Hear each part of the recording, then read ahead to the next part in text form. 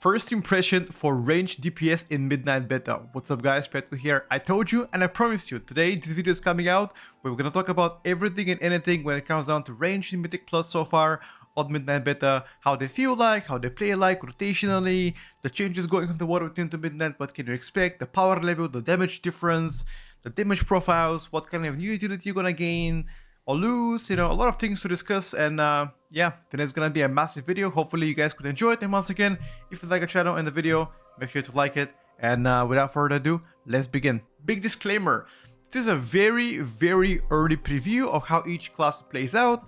The power spikes and the power level you're seeing on the video is gonna change for sure. The tuning is gonna come way later. Right now we're just looking at rotation flow, we're looking at design wise, and that's pretty much my main goals to sort of judge the classes based on how they play out. So I don't really care about power as much, more than, you know, rotation flow, I guess. That's all. Anyway, enjoy the video. See you later. Alright, so first we're gonna begin with Balanced Druid. Balanced Druid, one of the most popular range classes for the past couple of years in Mythic Plus. How are they playing in Midnight? Now, honestly, I am quite surprised that the core difference between the War Within and Midnight and Balanced Druid is only one, really, and that is Eclipse. Now, Eclipses are now a button, an active button you're gonna press. The rotation was already simple enough, they didn't need to dump it down more, so instead they just made you Eclipse instead of being a passive, an active button, which honestly can make things a bit difficult if you have poor cooldown management, but it plays exactly as the War Within so far. I've tried Elune's Chosen build, I've tried Keeper. Currently Keeper, in my opinion, performs better. The Mastery Rework allows you to have much better frontal burst, especially with Keeper, but all you gotta do is Sunfire, for example, summon your trains, the trains are gonna apply Moonfire for you, and then boom, that's it, you know. Press your cooldowns, Incarn, bam, bam, bam, bam, that's it. Very strong, massive AoE damage, as always, very strong single target as well once I've tested it. The funnel, pretty much non-existent. Well, I guess there is some. The para damage, there is some, but nothing really. The smaller target count is where I find balance to struggle the most, and also defensive value, it seems to be unchanged so far for you. I guess Keeper of the Groove allows you to have small damage reduction once you cast a growth on you, but overall measure defensive cooldowns to Barsk in 1 minute and Bear Form if you have to. Other than that, that's pretty much it. So not many things have changed. You have Balanced Druid, you can expect similar playstyle so far from the Warcraft into Midnight. Alright, so following next, Devourer DH. I know this is the new spec so far and everybody talks about it, and I'm gonna give you my opinion. At first, I thought it kind of sucks. I think it still sucks, but I think it's quite fun playing because of the infinitely high mobility. Now, that's kind of fun because you just have so much shifts, you know, teleports and dashes, etc. But it is also frustrating to play at the same time. The rotation, it feels like something is missing so far. You don't really have a cooldown. You have you're generating shards, and after you have 50 shards, you get to press your measure cooldown, which is a Void Metamorphosis. And inside the Void Metamorphosis, you have to collect your shards and then or fragments, whatever you want to call them, and then you're casting Collapsing Star, which is your major big hitter, like a utility. Sorry, it's like an ultimate, you know. Unfortunately, that ultimate is quite shitty because it has a long time to cast, and if you cancel the cast, you have to move, for example, it disappears, which is very frustrating. Void Ray, which is your major spender ability once you have enough hatred or fury, whatever you want to call it, it's also frustrating because it locks you on one place pretty much every 10-15 seconds. Imagine you're locked in one place and you can't move, or you can move, but then once you move, your damage gets to be lowered. Like, it felt like outside of cooldowns this spec does Z damage, but if you pull very big, it actually does pretty well. The consistently big pulls this spec is blasting, but on a pure ST, kind of ass so far, and smaller pulls looking to be a bane of Devourer. Once again, the more mobs you hit, the more fragments you're gonna get, the higher uptime of your measured cooldowns will be. So the tuning seems quite off, but I'm sure tuning is gonna come later on. So far, at least playstyle wise, I like it, but the rotation feels a little bit dumbed down. Perhaps it's going to be good for players that are coming to the game expecting high mobility spec as the range and quite easy. I've tried both Hero Talons. So far I like Annihilator better because it's a purely range Devourer, but there's also another option to be hybrid, you know, kind of a melee range. If you like that one, go for it. Utility-wise, similar to Havoc. Defensive's weaker than Havoc, but self-sustain is just much worse than Havoc though. Like, it has similar defensive profile, but the self-sustain coming from Havoc DH is infinitely better. The Leech, infinitely better. So, yeah, that's all. Alright, so BM Hunter next on the menu. I know what you guys gonna tell me. Currently, BM Hunter is the most broken DPS on beta. Everybody in their mother's name is playing BM Hunter right now on Beta Mythic Plus because they care about early tuning, which I don't really care about. But design-wise right now, the spec plays exactly the same as you could have expected going from the War Within to Midnight. The major difference here is that Wild Trash right now is your every 8 seconds button to activate Beast Cleave. Mood Shot is gone. That is going to be replaced by Wild Trash. Every 8 seconds you press it, you get your Beast Cleave, and that's how your pets do damage. I tried both Dark Ranger and Pack Leader. For me, Pack Leader is way better. You have a Stampede as a capstone that does insanely high damage, which is probably going to get nerfed once again, and your pets do insane damage. Overall, very easy to play, high damage, high mobility. The only difference here from your toolkit is actually several. First of all, Hunter Smart got reworked for all Hunter specs. And second, you got more stops. You have an AoE stop now, AoE stun. Once you press your major stun, it stuns also everybody nearby for 1 second, which is kind of an AoE stun. Although they removed your knock-up trap, which was counting as an AoE stun, AoE stop as well. You're also going to become more tanky. Most of the DPSers right now are getting nerfed in terms of defensives, unfortunately, or fortunately if you play Hunter. I think you're gonna get slightly more tanky following Midnight. Overall, broken as fuck, easy to play. Who would say no to that? For now. They'll probably nerf it, so don't get baited. Following next, MM Hunter. MM Hunter itself, I don't know, dude. Like, this pick kind of bored me, like, big time. The cast time of aim shot got nerfed, and now it's 2.5 seconds, and I could fall asleep casting aim shot, and once I interrupt my aim shot, I just lose my damage, and then I get to lose all my hair, which, by the way, I've already lost. But yeah, I mean, I have a mixed feeling about it. Playstyle is one-on-one. Like, there's actually one-on-one playstyle like the War Within. Very minor differences in your rotation, which again, if that's what you like, go for it. Personally, I don't like it because of your aim shot now hitting like a truck but having a long cast time. Your true shot value, true shot aura, sorry, not true shot aura. I'm playing the Burning Crusade in my head. True shot now is a 60% CDR on your major abilities like rapid fire and aim shot. Although it has been always 60, because it's a long cast time to cast aim shot. You're now gonna be fitting less aim shots, but again, very bursty, decent sustain, okay single target so far. I'm quite disappointed. I expected a lot more new stuff coming for MM. I guess the only unique thing about this spec is that Killshot is now going to be available only to MM Hunter, which again can grant you a bit of execute if that's what you're looking for. If you're progressing a fight or playing for example, Dark Ranger, perhaps that's going to be the case for you. But I played Sentinel, which I felt better right now. And Sentinel also gave me a Death Chakram back from the Shadowlands. If anybody plays Shadowlands, Death Chakram is now back. It's called different. It's not called Death Chakram. I think it's called just Chakram, whatever. It's available to Sentinel, so if you're playing as a survival OMM, you can actually have it. It's okay. Not my cup of tea. Personally, didn't like it, but I can't deny it. It did good burst. Alright, next in line is gonna be Frost Mage. An absolute banger rework. I cannot describe it to you how happy I am playing Frost Mage. Everything has changed for the Frost Mage. The spec just went 360. It is nothing like I've played before. First of all, your spike is now baked inside of Frostbolt. As soon as you have 5 icicles, it insta transforms to spike, which is now much faster cast as well.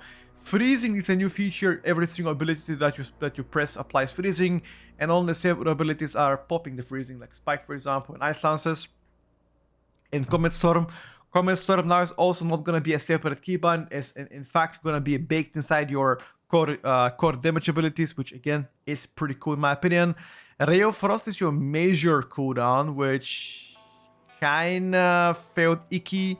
Icy Veins is gone, and I feel like the sustained damage from Frost Mage is absolutely crazy. The single attack is good, the prior damage is good, the burst is good, you're very tanky.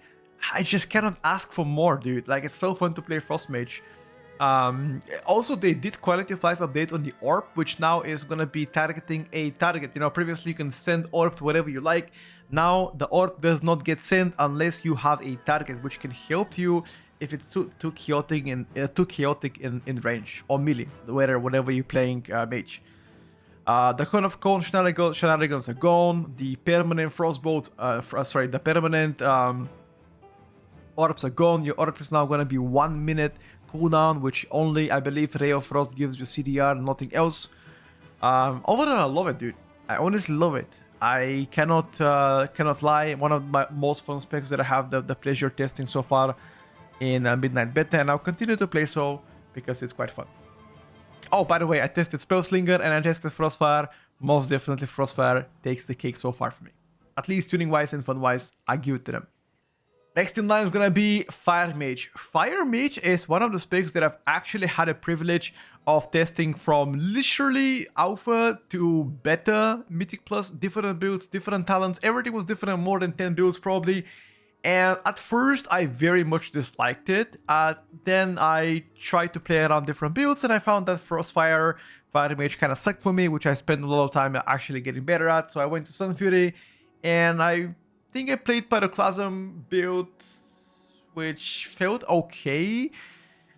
So what can you expect from the spec is as soon as you get to midnight, your combustion becomes, it has always been a measured cooldown, but now it's even more important because outside of combustion, you actually do tank damage, but during combustion, you're in a very high burst.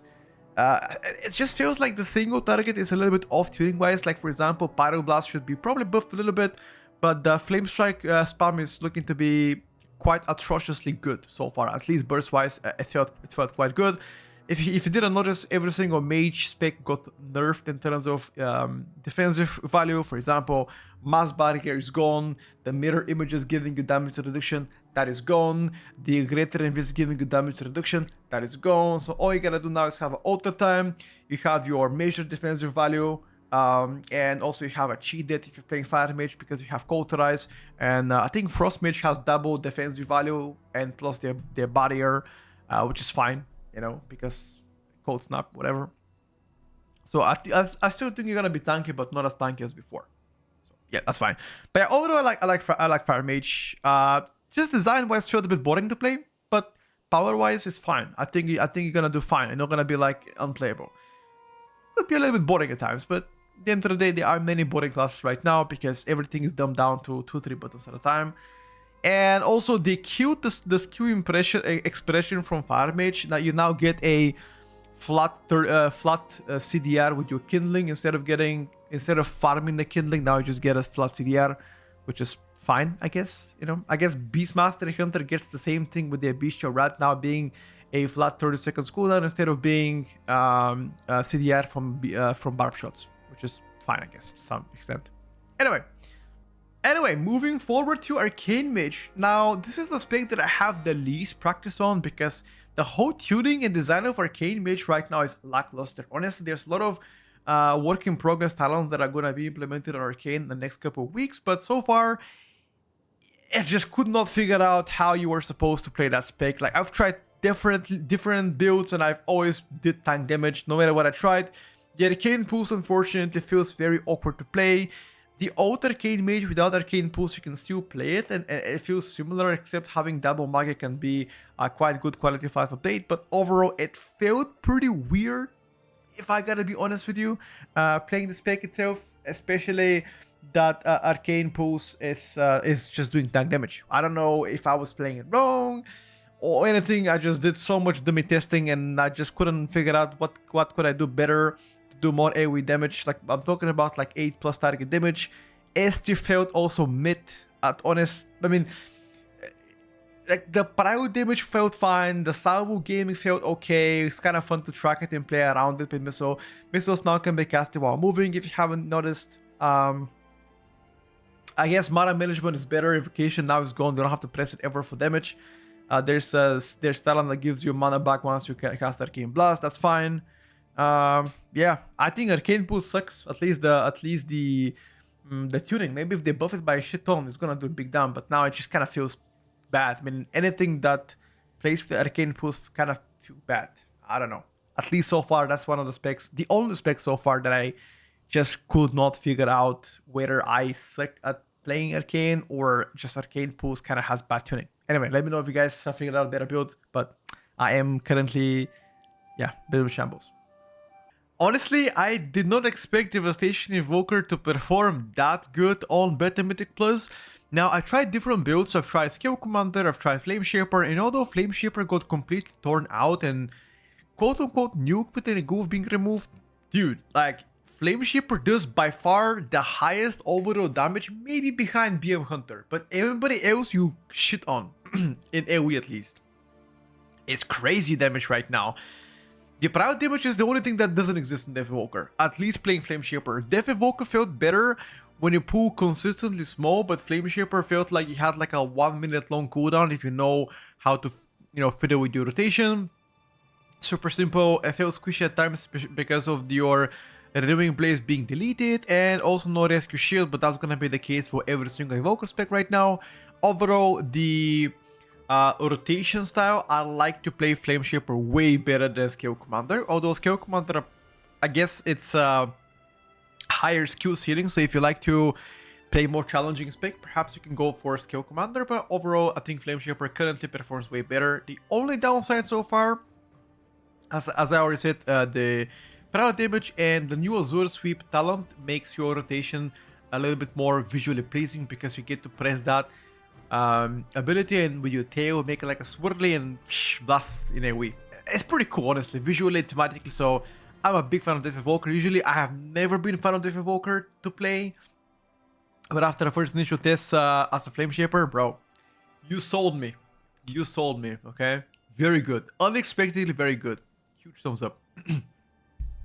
Alright, so let's talk about the Black Horse Augmentation Evoker, the most hated spec in the game. Unfortunately for a lot of you, Augmentation Evoker is looking better than ever. I guess the only time Aug actually looked better was maybe in Dragonflight when they got released, but right now it looks to be a much stronger version of the spec that is coming to Midnight compared to the War Within.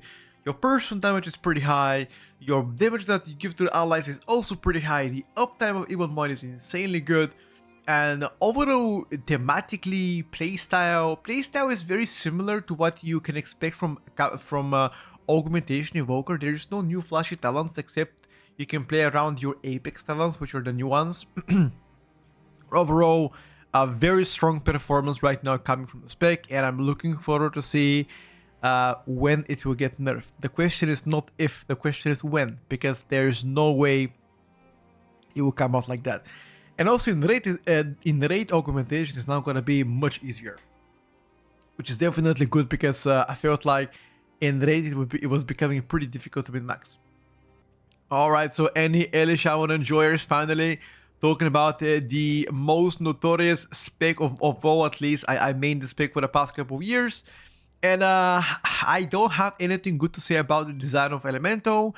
If you only care about power, the current power of Ellie is quite strong. Fires here is going to be accounted for mostly single target slash raiding, while Stormbringer is still going to be the default Mythic Plus build unless they get to change the tuning in the near future, which probably is going to happen. But no DRE anymore, no Ice Fury. Your rotation pretty much consists of Chain Lightning, Tempest, and Earthquake. There's no more Echoes of the Great Thundering. You don't have to press your Earth Choke or Elite Blast in AoE anymore. And it's like twice as easy compared to what you can expect coming from the War Within to Midnight, with a bit of loss of identity. There are new cool spells that you can play around, but I don't know, dude. Like, something is missing about Ellie, or maybe I'm just too big of a diva to play Ellie, but it just felt very, very simplistic, and the whole, I guess, min-max field where you can, distinguish yourself from average elemental to great elemental is pretty narrow right now. There's not many things you can play around, and I think a lot of people might like that one, but personally speaking, I think the current design so far is not something that I like. I guess we'll see in the future. Maybe they'll change how things are. For now, give it a pass. Shadow Priest is a spec that I absolutely love currently on beta. Not only the way it plays out, but also visually, likely the best visual spec so far across all of them.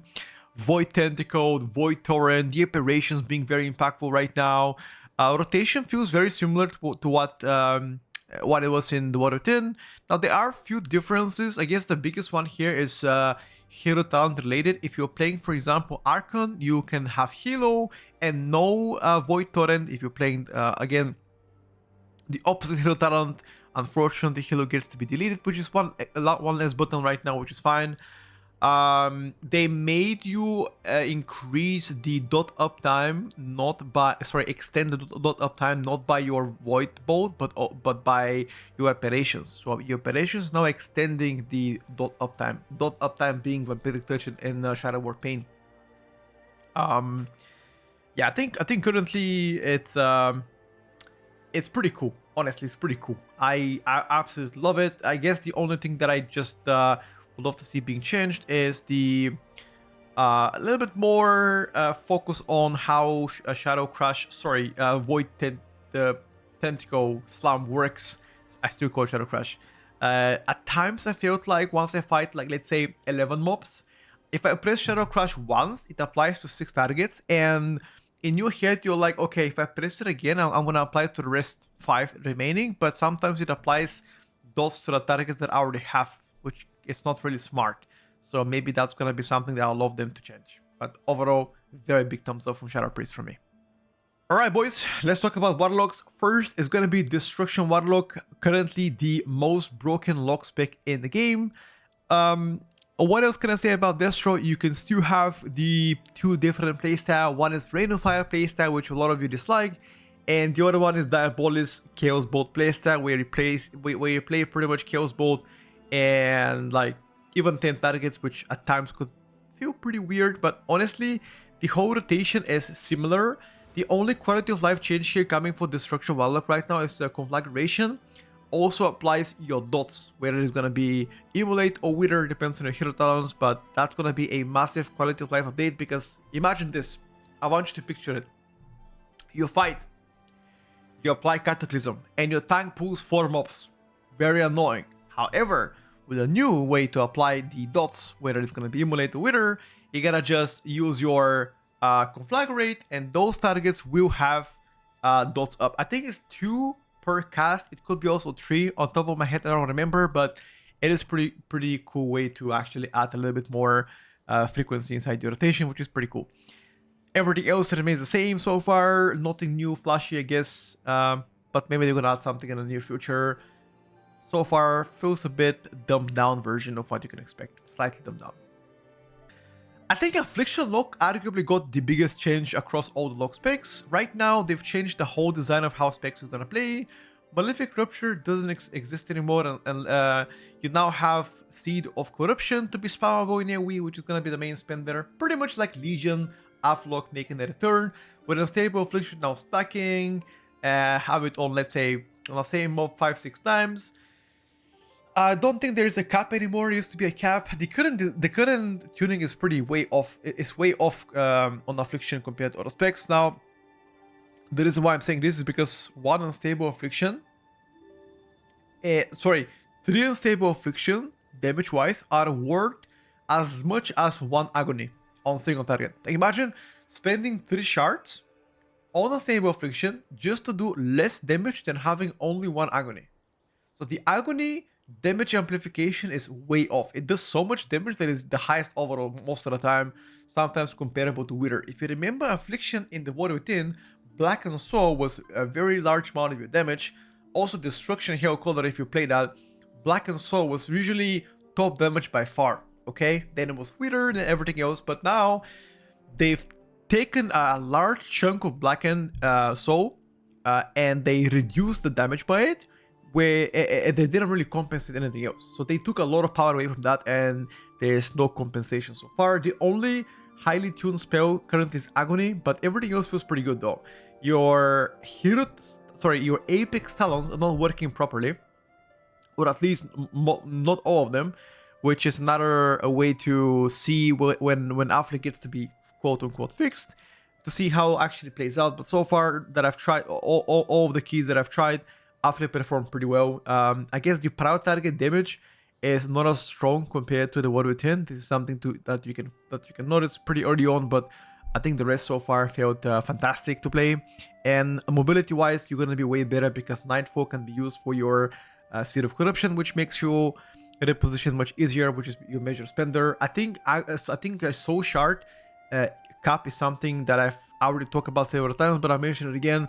You're capping on shards quite often, and even if you have, let's say, Bloodlust or PI, you still don't have enough haste to pump out all the shards with Seed of Corruption. I guess Unstable Affliction is pretty easy, but the, yeah, AoE-wise, you get so many shards, you stay capped most of the time.